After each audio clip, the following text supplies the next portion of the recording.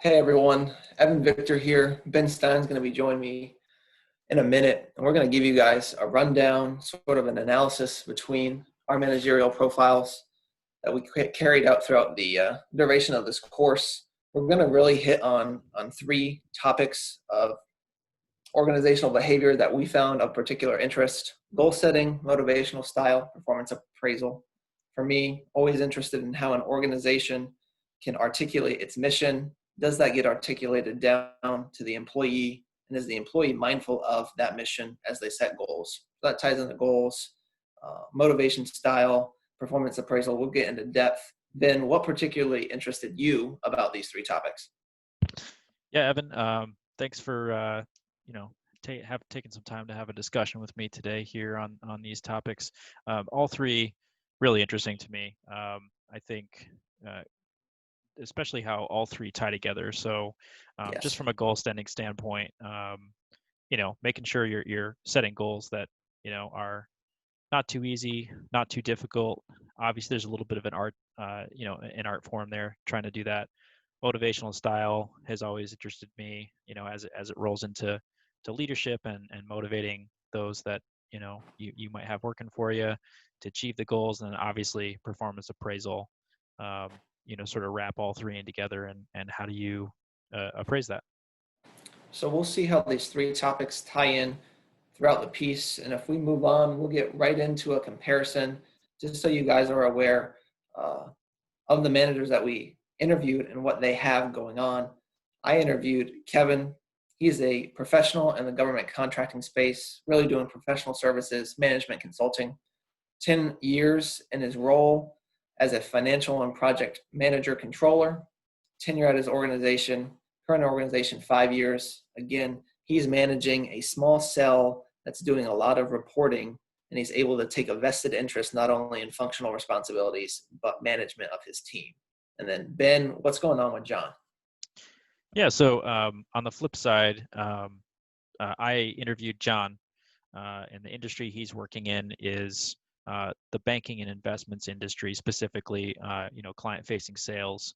Um, his experience in his role is about 8 years. That's what he's been doing for majority of his professional career. Um, Tenure at his current organization, 4 years presently, which is Bank of America Merrill Lynch. Um, and so we'll take a look at some of the different uh, things we looked at. So, as Ben stated, two professionals, well tenured, and have formulated some opinions about these three topics of interest. First, starting with goal setting, uh, we'll see through the rest of these conversation pieces, hey, the industry being different really manifests itself. So, Ben uh, and John coming from sales, very metrics driven, specific quantifiable goals. Myself and Kevin, that's important. Always got to meet the numbers, but there's more emphasis on sort of the organizational mission statement, individuals having um, dynamic goals and things of that nature. Ben, what did you realize? Stark differences, sort of similar. What about SMART goals? What was going on as we talked about goal setting? Yeah. So I think goal setting is sort of a more simplistic uh, I guess approach when it comes to the sales field. It's a lot more quantitative, right? So I got some interesting responses from John, and it was a lot more of you're given your sales goal, and you got to beat it. And the the setting of it was something that he had communicated to me was a little bit challenging, because he was aware of the fact that you want to make sure that you're setting goals that aren't too easy but not too difficult. If they're too far to one end of the spectrum, then you're probably going to get the same result, which is you're not really going to incentivize your workers uh, to work very hard if it's too easy, or if they just don't think they can attain it. So the other observation based on his responses to some of the questions we asked in regards to this particular topic was sort of the frustration around not having as much of a say in actually setting these goals. It really happens sort of from a top-down approach. So it's not something that even he as my manager or me have much of a say in sort of developing a plan or a strategy around setting those goals.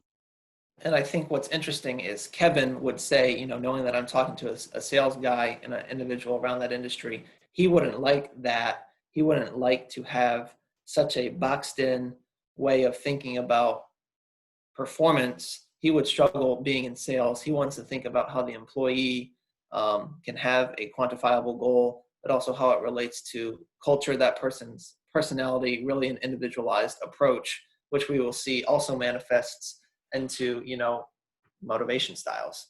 So if we, again, move on to figure out whether there's really similarities or differences here, Kevin looking at an individualized approach. Hey, Evan, where do you want to be in your career? Short term, long term? How do I get you there? Um, I asked specific questions. I was interested in direct compensation, indirect compensation. He had really no control over. That was more of corporate policy. But interestingly, too, with direct compensation, our management structure was so long and dense, and there's many chains of commands up to the primary boss. He didn't have that much control over salaries. So what he could control for direct compensation was, spot bonuses, recognition of, hey, you did a good job this month. Here's the stipend. Do with it what you will. Sort of that's how he recognized with monetary financial benefits, motivating you towards the goals that he knows that you had because he took time to get to know you. What's going on with John? Yeah, really interesting, Evan. I think obviously this is another topic, an HR topic, where sort of there's some stark contrasts, when it comes to comparing, each of our managers and the sort of the styles that they brought to the table as it pertains to motivating their direct reports.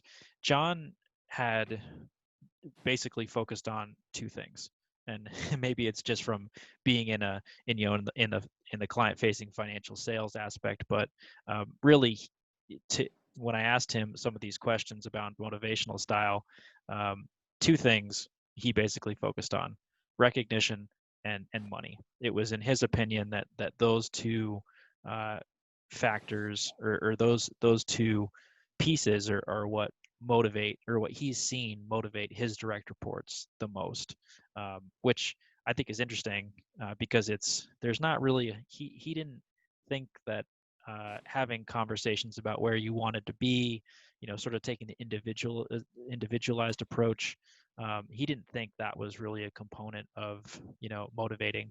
um, and the other aspect was, um, you know he wasn't a proponent of drawing a hard line and having sort of a threatening atmosphere, which is common to the sales industry and the sales environment, which, and something I've certainly been appreciative of him, because you run into that a lot, specifically in my arena. Absolutely. And I think even more so when we go to performance appraisal, these subtle differences might manifest into something larger.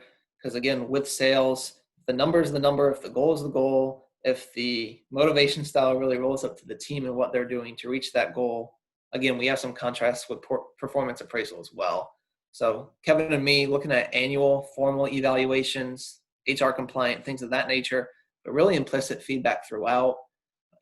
He has, that's corporate policy where we're at, to self-appraise, and he actually thought that was valuable, just because he would know that a person would be honest or not as they rated themselves. Our theory says that people are pretty positive and receptive to their own performance and might overinflate their contribution. But Kevin would know that as manager. He'd ask those questions. And again, putting a number next to somebody is tough. It's not the most friendly way of doing things, but it rolls up and helps the organization summarize what's going on. So that's why we use numbers. We're in Kevin's space, and he just thinks that it's a reality of what's going on. And again, kicking it over to Ben, I'm ready to hear something about sales being black and white, and just goals are goals, metrics are metrics, but really what's going on. Yeah, I think, as you speak to that, Evan, some pretty stark contrast here as well. I think when I went through this particular topic with John, a lot of it was it's it's simplistic, but it's challenging at the same time because if when you're looking at uh, you know appraising performance, it's kind of as simple as either you met your metrics or you didn't, and you know there's not he didn't feel like there was really any other way to sort of evaluate performance, and it was challenging too because obviously you want to try to have different levels of you know performance achievement, below expectations, meeting expectations, exceeding expectations, but that can be challenging once you meet your expectations. How far above meeting is really exceeding. So a little bit more simplistic but challenging at the same time.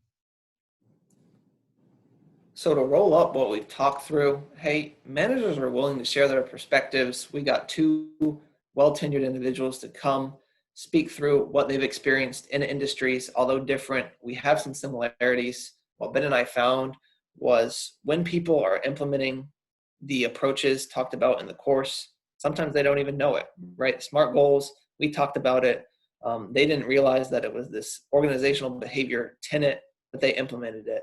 And when they didn't, it's because they had their own approach that they developed through experience. So again, that's what's going on. We had a good conversation with you guys talking about goal setting, performance appraisal, motivation styles.